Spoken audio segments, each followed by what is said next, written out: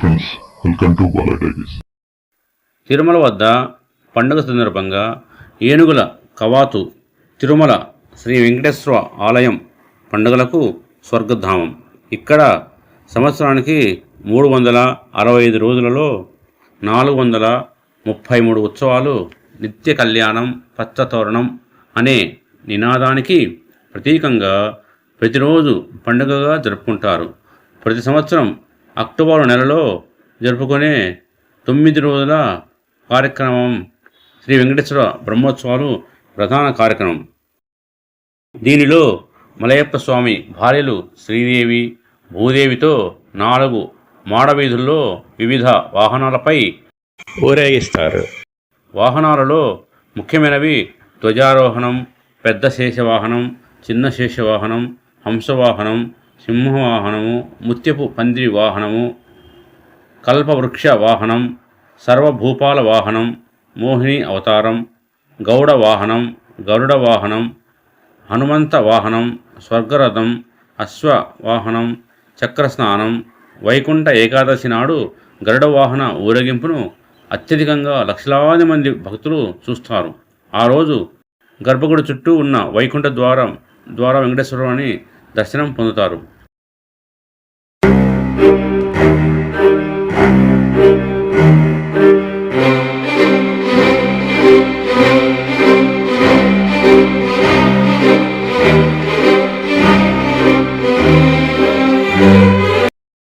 ఫిబ్రవరిలో జరుపుకునే రథసప్తమి పండుగ రోజున మలయప్ప స్వామి ఊరేగింపు 7 వేర్వేరు వాహనాలలో తెల్లవారుజాము నుండి అర్ధరాత్రి వరకు జరుగుతుంది.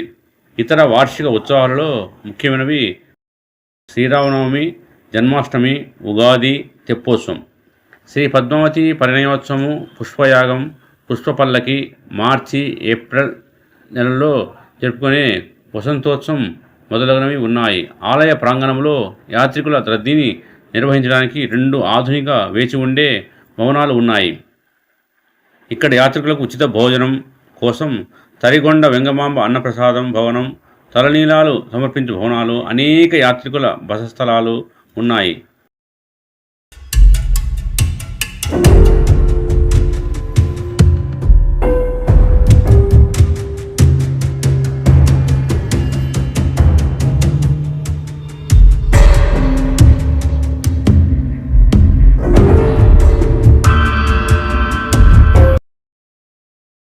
అందే విరాళాలు సంపద పరంగా ఇది ప్రపంచంలోనే అత్యధిక ధనిక ఆలయం. ఈ ఆలయాన్ని ప్రతిరోజు 50,000 నుండి 1,00,000 మంది యాత్రికులు సంవత్సరానికి 30 నుండి 40 మిలియన్ల మంది సందర్శిస్తారు. వార్షిక బ్రహ్మోత్సవం వంటి ప్రత్యేక సందర్భాలు పండుగలలో యాత్రికుల సంఖ్య 5 లక్షల వరకు ఉండి ప్రపంచంలో అత్యధికంగా సందర్శించే పవిత్రమైన ప్రదేశమైనది. 2016 నివేదిక ప్రకారము యాత్రికులు ఈ ఆలయాన్ని సందర్శించారు. ద్వాపర యుగంలో శ్రీ మహావిష్ణువు దర్శనార్థం వాయుదేవుడు వైకుంఠానికి వస్తే ఆదిశేషవు వాయుదేవుణ్ణి అడ్డగించి మహావిష్ణువును మహాలక్ష్మితో పాటు శయనించి ఉన్నాడని చెప్తాడు. అడ్డగించిన ఆదిశేషువుకు వాయుదేవుడికి యుద్ధం జరుగుతుంది. అప్పుడు శ్రీ మహావిష్ణువు అక్కడికి వస్తే ఇద్దరు వాళ్ళ గొప్పతనం చెప్పుకుంటారు. మహావిష్ణువు వారికి పరీక్షగా మేరు పర్వతం ఉత్తర భాగంలో ఉన్న ఆనంద పర్వతాన్ని ఆదిశేషుని గట్టిగా చుట్టి పట్టుకోమని చెప్పి వాయుదేవుణ్ణి ఆ పర్వతాన్ని తన బలంతో అక్కడ నుండి కదిలించమని పరీక్ష పెడతాడు. ఆ పరీక్షకు సమస్త బ్రహ్మాండంలో అల్లకల్లోలం నెలకొనగా చతుర్ముఖ బ్రహ్మ ఇంద్రాద్రి దేవతల కోరిక మేరకు ఆదిశేషువు ఆనంద పర్వతం మీద తన పట్టు సడలించి పరీక్ష నుంచి విరమిస్తాడు. దాని ఫలితంగా ఆనంద పర్వతం వాయువు ప్రభావం వల్ల అక్కడ నుండి వెళ్ళి అన్నముఖి నది ఒడ్డున పడుతుంది. ఇది తెలుసుకుని ఆదిశేషువు బాధపడతాడు. ఆ విషయాన్ని గ్రహించిన బ్రహ్మ ఆదిశేషువుని వెంకటాద్రితో విలీనం చేస్తాను, అక్కడ మహావిష్ణువు వెలుస్తాడు అని చెబుతాడు. ఆదిశేషువు వెంకటాద్రి పర్వతంలో విలీనమయ్యి ఆదిశేషువు పడగ భాగంలో శ్రీ మహావిష్ణువు వెలిచాడు. శేషువు మధ్యభాగం అహోబిలంలో శ్రీ నార సింహమూర్తిగా, తోక భాగమైన శ్రీశైల క్షేత్రంలో మల్లికార్జున స్వామిగా వెలిశారు.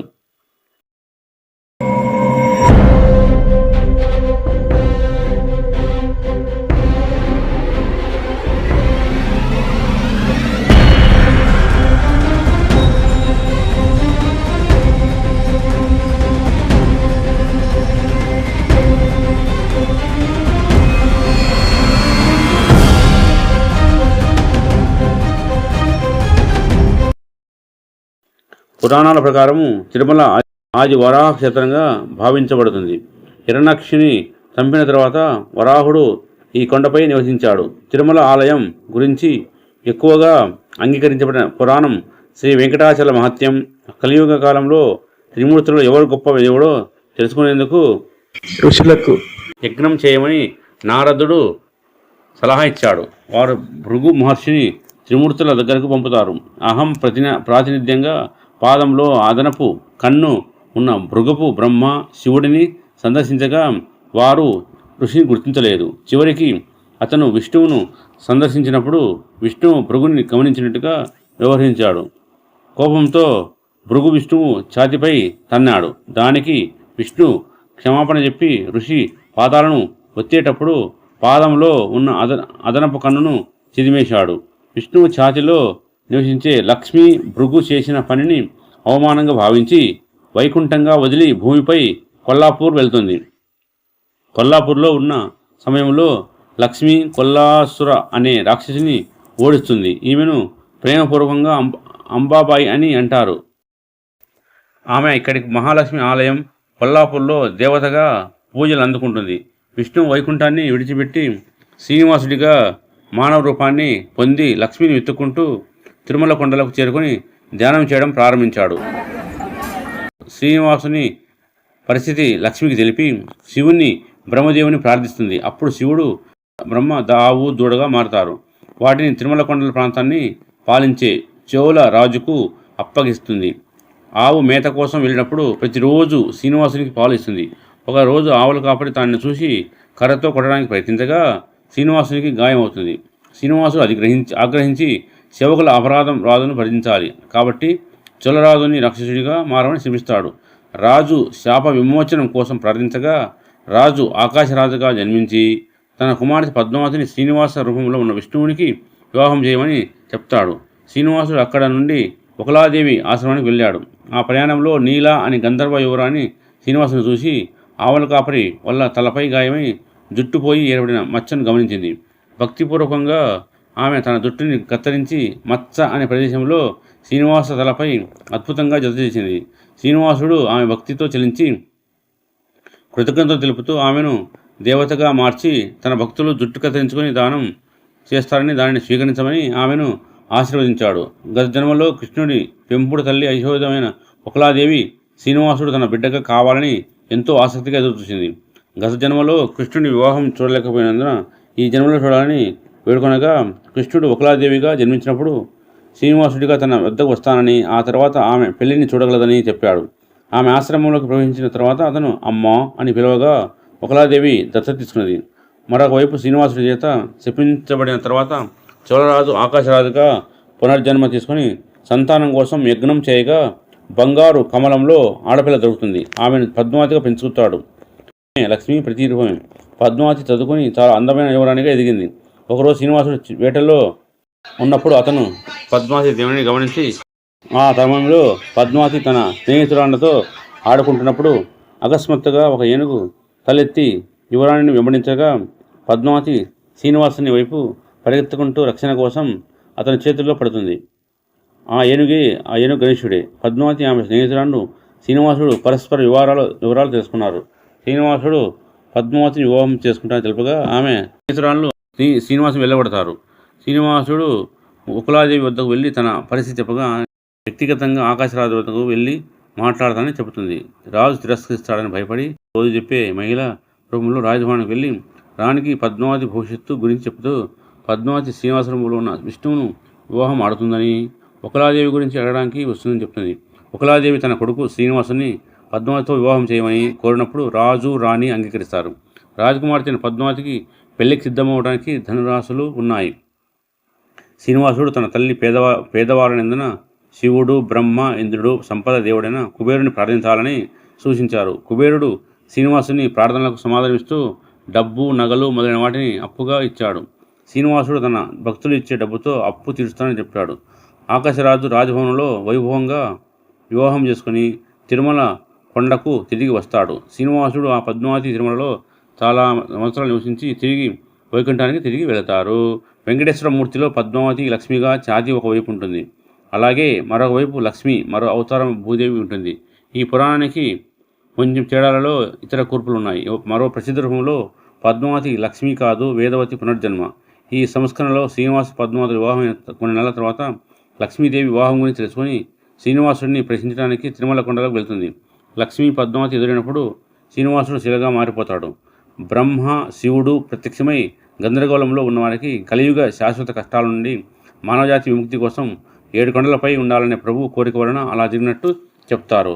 లక్ష్మీ పద్మావతి కూడా తన భర్తతో ఎప్పుడు ఉండాలని కోరుకుని రావతి దేవతలుగా మారిపోతారు. లక్ష్మి అతని ఛాతీపై ఎడమ వైపున ఉంటుంది, పద్మావతి అతని ఛాతీ కుడివైపున ఉంటుంది. తిరుమల ఆలయంలోని లోపలని ప్రాకారం ఆనంద నిలయాన్ని తొండమాన్ చక్రవర్తి నిర్మించాడని ప్రతీతి. తొండమాన్ చక్రవర్తి ఆకాశరాజు సోదరుడు. తిరుమల కొండలు శేషాచలం కొండలు పరిధిలో భాగం. కొండలు సముద్ర మఠానికి పైన 853 మీటర్ల ఎత్తులో ఉన్నాయి. కొండల శ్రేణిలో గల 7 శిఖరాలు ఆదిశేషుని 7 తలలను సూచిస్తాయి. ఈ ఆలయం పవిత్ర జలాశయంపై శ్రీ స్వామి పుష్కరిణి దక్షిణాడున 7వ శిఖరం వెంకటాద్రిపై ఉంటుంది. అందువల్ల ఈ ఆలయాన్ని 7 కొండల ఆలయం అని కూడా పిలుస్తారు. తిరుమల పట్టణం విస్తీర్ణం సుమారు 10.33 చదరపు మైళ్ళు. ఈ ఆలయం నిర్మాణం ద్రావిడ శైలిలో ప్రారంభమైందని నమ్ముతారు. గర్భగుడిని ఆనంద నిలయం అంటారు. ప్రధాన దేవుడు వెంకటేశ్వర విగ్రహం గర్భగుడిలో తూర్పు ముఖంగా నిలబడి ఉన్న భంగిమలో ఉంది. ఈ ఆలయం 8 విష్ణు స్వయంభూ క్షేత్రాలలో ఒకటి. ఇది 108 దివ్య దేశాలలో చివరి భూసంబంధమై దివ్య దేశంగా 106 స్థానంలో ఉంది. దక్షిణ భారతదేశాన్ని పరిపాలించిన ప్రముఖ రాజులందరూ శ్రీవారిని దర్శించి తరించారు. 9వ శతాబ్దానికి చెందిన పల్లవులు, 10వ శతాబ్దానికి చెందిన చోళులు, పాండ్యరాజులు, 13-14 శతాబ్దానికి చెందిన విజయనగర రాజులు శ్రీవారికి విలువైన కానుకలు సమర్పించినట్లు శిలాశాసనాల ద్వారా తెలుస్తుంది. విజయనగర రాజుల కాలంలో దేవాలయం ప్రాముఖ్యత పెరిగి ఆలయ విస్తరణ జరిగింది. సతీ సమేతులైన శ్రీకృష్ణదేవరాయలు, రాజా తోడరమల్లు విగ్రహాలు ఆలయ ప్రాంగణంలో ఉన్నాయి. ఆలయ నిలయం, గోపురం, గర్భగుడి, ఆనంద నిలయ గోపురం, ఇతర అనుబంధ పనుల నిర్మాణం ప్రారంభానికి తొండమాన్ రోజు ఈ ప్రదేశంలో పునాది వేశారు. గర్భగుడిలో ప్రధాన దేవుడు వెంకటేశ్వరునితో పాటు ఇతర దేవతల విగ్రహాలు ఉన్నాయి. బంగారు వాకిలి, గర్భగుడికి మధ్య 2 వాకిలు ఉన్నాయి. ప్రధాన దేవత 4 చేతులతో నిలబడి ఉన్న భంగిమలో ఉంటుంది. ఒక చేయి వరద భంగిమలో, ఒకటి తొండపై ఉండగా 2 చేతులు శంకువు, సుదర్శన చక్రాలను పట్టుకొని ఉంటాయి. దేవుని విగ్రహం ఆభరణాలతో అలంకరించబడి ఉంటుంది. దేవుని కుడి ఛాతిపై లక్ష్మీదేవి, ఎడమవైపు పద్మావతిదేవి ఉంటారు. భక్తులకు కులశేఖరపడి దాటి గర్భగుడిలోకి ప్రవేశించడానికి అనుమతి లేదు. ఆనంద నిలయం విమానం గర్భగుడిపై నిర్మించి ప్రధాన గోపురం. ఇది 3 అంతస్తుల గోపురం. దాని శిఖరాగ్రంలో ఒకే కలశం ఉంది. దీనికి బంగారు పూత పూసిన రాగి పలకలతో కప్పబడి ఉంది. దీనిపై అనేక దేవతల బొమ్మలను చెక్కారు. ఈ గోపురంపై చెక్కిన వెంకటేశ్వరుడిని విమానం వెంకటేశ్వరుడని పిలుస్తారు. ఇది లోపల ఉన్న దేవుని ప్రతిరూపమని నమ్ముతారు.